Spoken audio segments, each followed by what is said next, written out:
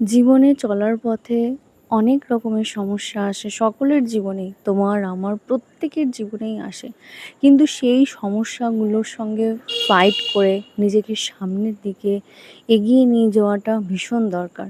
কারণ সমস্যা আসবেই জীবনে, সমস্যা না থাকলে কোনো কিছুই হয় না।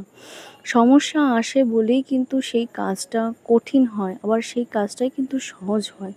সমস্যা আছে বলেই কিন্তু এত লড়াই, এত এত সমস্ত কিছু।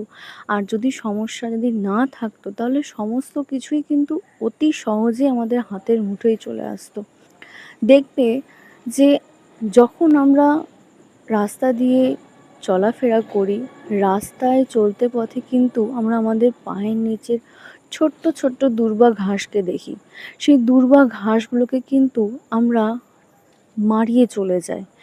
আবার ভীষণ বড় বড় প্রকাণ্ড যে সমস্ত গাছপালা আছে, যেমন বট গাছ, অশ্বত্থ গাছ, এই সমস্ত গাছপালাগুলোকে আমরা দেখি।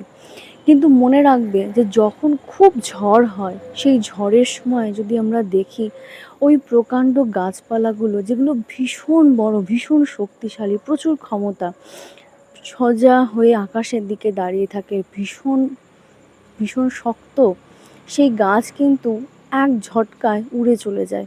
কিন্তু যে ঘাস, অর্থাৎ যে দুর্বা ঘাসগুলোকে আমরা মারিয়ে চলে যাই, যেগুলো আমাদের পায়ের নিচে থাকে, সেই ঘাসগুলো কিন্তু সহজে উপড়ে ফেলা যায় না, সেগুলো কিন্তু মাটি কামড়ে ধরে পড়ে থাকে।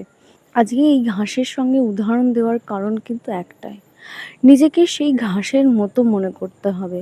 তুমি যদি নিজেকে প্রকাণ্ড মনে করো যে হ্যাঁ, আমার অনেক ক্ষমতা আছে, আমি অনেক কিছু করতে পারি, তাহলে কিন্তু তুমি কোনো কিছুই করতে পারবে না। তোমার মনের মধ্যে অহংকার চলে আসবে। যখনই তোমার মনের মধ্যে অহংকার চলে আসবে, কোথা থেকে সেই ঝড়ের মতো এক ঝাপট আসবে, আর তুমি ওই প্রকাণ্ড গাছগুলোর মতো উড়ে চলে যাবে। আর যদি নিজেকে নিম্ন, নিচু, মাথা নত, এগুলো বলার অর্থ হলো নিজেকে যদি সবসময় মাথা নত করে রাখো যে না, আমি ঠিক পারবো, এই মানসিকতা নিয়ে চলো, তাহলে তোমার অবস্থা কিন্তু ওই দুর্বা ঘাসগুলোর মতোই হবে। অনেক কিছু আসলেও তোমাকে কিন্তু সহজে উপড়ে ফেলতে পারবে না। সুতরাং জীবনে চলতে পথে সবই আসবে, সবই চলে যাবে, কিন্তু নিজেকে স্ট্রং করতে হবে, নিজেকে ভীষণ পাওয়ারফুল বানাতে হবে। যদি তুমি নিজেকে পাওয়ারফুল করতে না পারো, তাহলে কিন্তু তুমি হেরে যাবে। আর যদি নিজেকে পাওয়ারফুল করতে পারো, তাহলে তুমি কোনো না কোনো দিন ঠিক জিতবেই জিতবে।